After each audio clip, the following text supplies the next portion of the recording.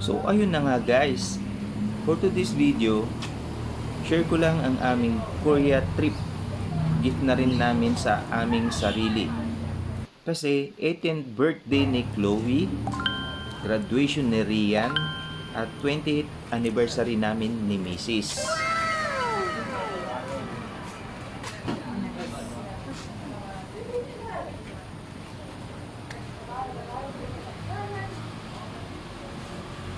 At busy ang mga person. Book pa grab. So 5 yung luggage namin, kinancel nung isa. Ay ay ay.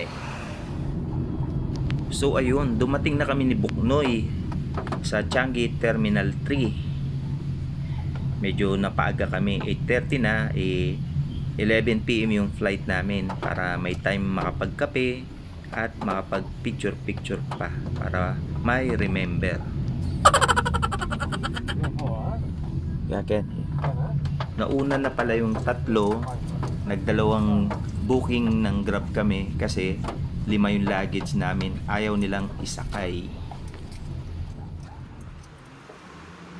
At ayun, nakita na nga namin sila.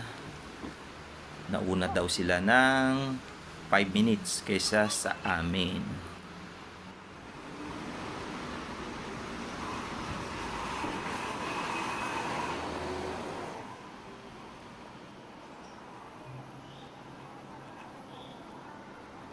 At pagpasok namin sa loob, chinek muna namin kung open na yung aming bay para makapag-check-in agad.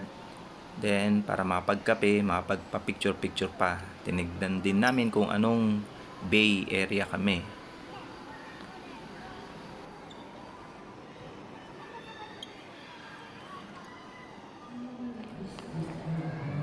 So, habang naglalakad kami, nakita namin tong malaking Hello Kitty dito sa airport.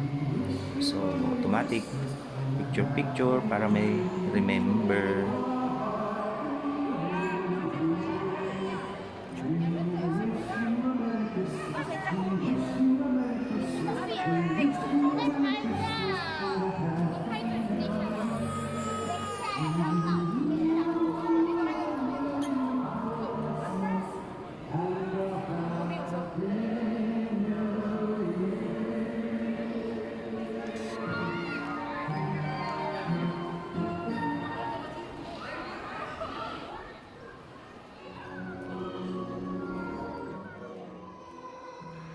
So, after picture, nakita ko tong money changer. So, nagpapalit muna ako ng pera. Is GD to Korean won. So, nagpapalit muna ako ng 1,000 is GD, equivalent to 44,000 pesos. Kumulang man, may parehas kaming credit card ni Mrs. para may budget sa 7 days na bakasyon. Alright.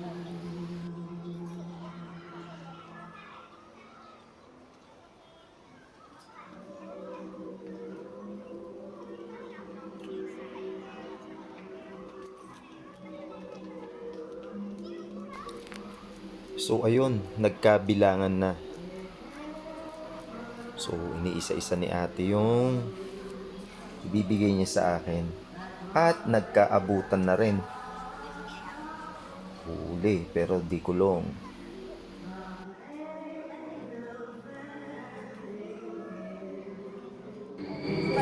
So nakapagpalit na ako ng Korean won.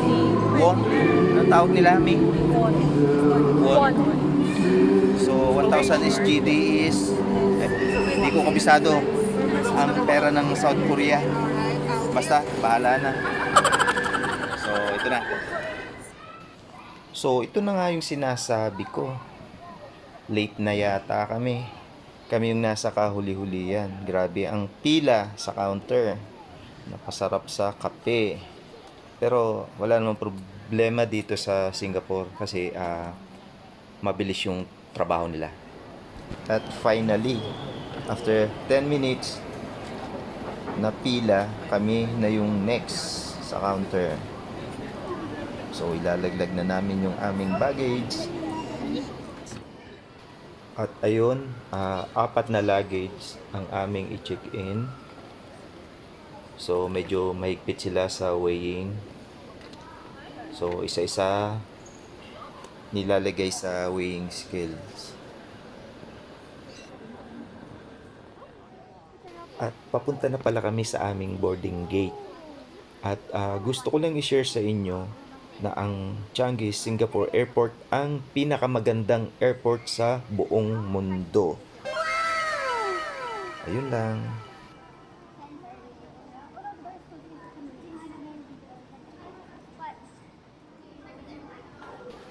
At nakarating na rin kami sa aming boarding gate. As usual, pila pa rin. Ang haba pa rin ng pila. Pero mabilis naman yung trabaho nila. Kaya okay lang.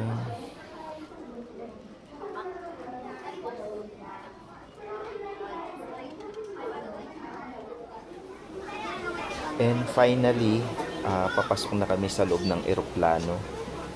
Medyo nauna kaming pinapasok kasi senior na raw ako. Akala nila senior na ako.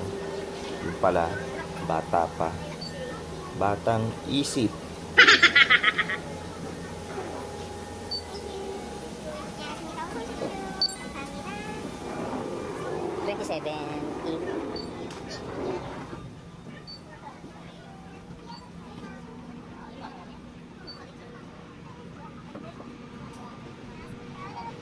Hello.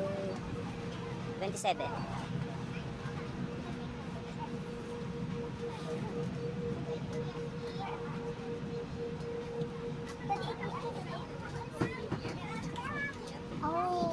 A few moments later.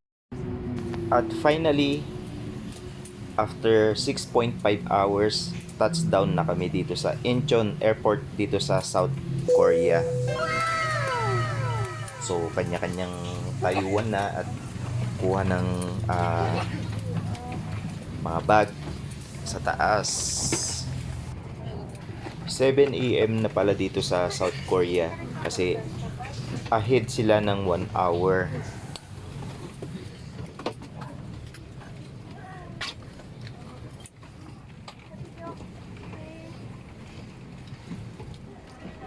So paglabas namin ng airplane, grabe na feel ko agad yung lamig kasi -6 ang temperature nila dito.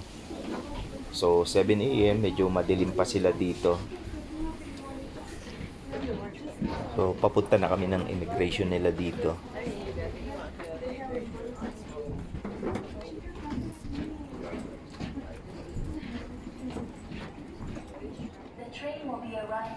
Paglabas mo ng eroplano, need mo muna palang mag-train para makapunta ng immigration nila at para maklaim yung baggage. Mga 1 to 2 minutes lang naman siya.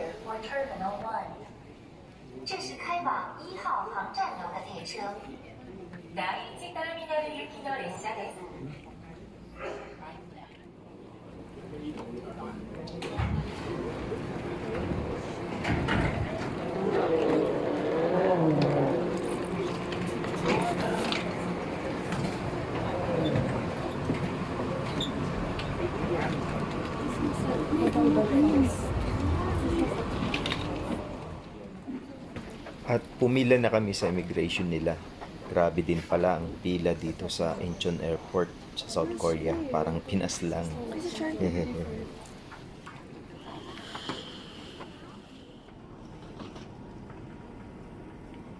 At ito na yung last baggage namin. Pang-4. Ang layo ng pagitan. Umiwalay siguro ng landas to.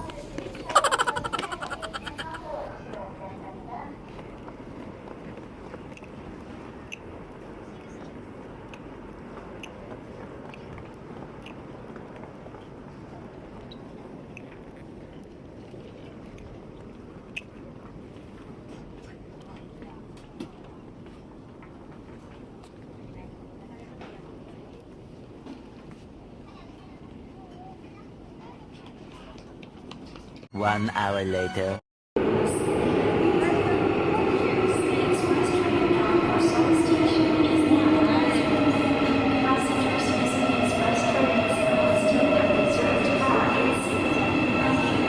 Ato, train to Busan.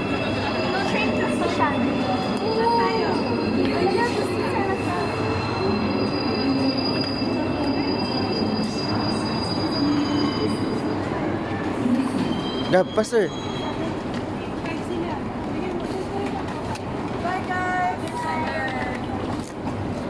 Five, dali, Gab. So, ito nga pala yung train to Busan stay. Express train to Seoul Station kung saan kami mag-stay. So, one stop lang to and 40 minutes ang biyahe.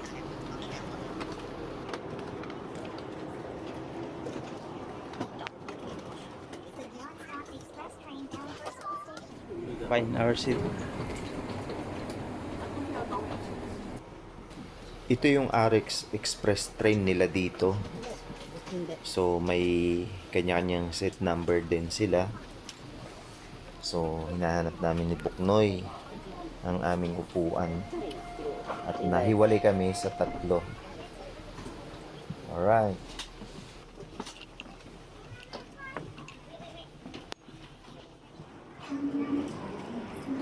At nakarating na rin kami sa Seoul Station kung saan kami mag-stay. So, nakakapanibago. Grabe. Sobrang lamig. At -6 yung temperature Grabe. nila ngayon dito.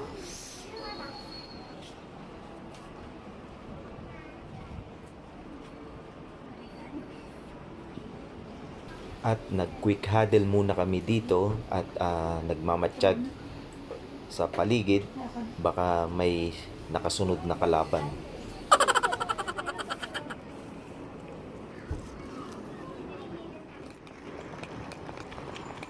At papunta na kami sa aming hotel. Yung isang luggage namin di motor, maingay.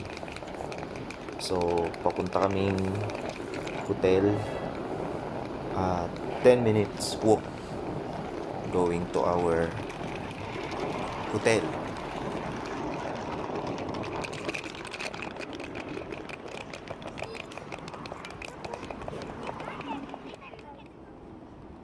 At nag-stop muna kami dito kasi naninigas na ang aming mga kamay. So nagkalkal muna kami para makuha na ang aming mga gloves. Sobrang lamig, grabe.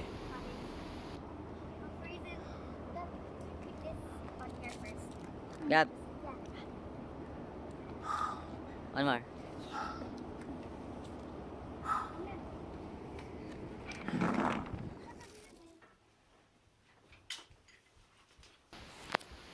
Ito na pala yung aming hotel na pag-stayhan. Stay. Airbnb pala. Buong bahay siya. May 2 rooms. May ref, kusina, dining table. So, okay na rin at solo. Buong bahay siya. So, keep on watching guys at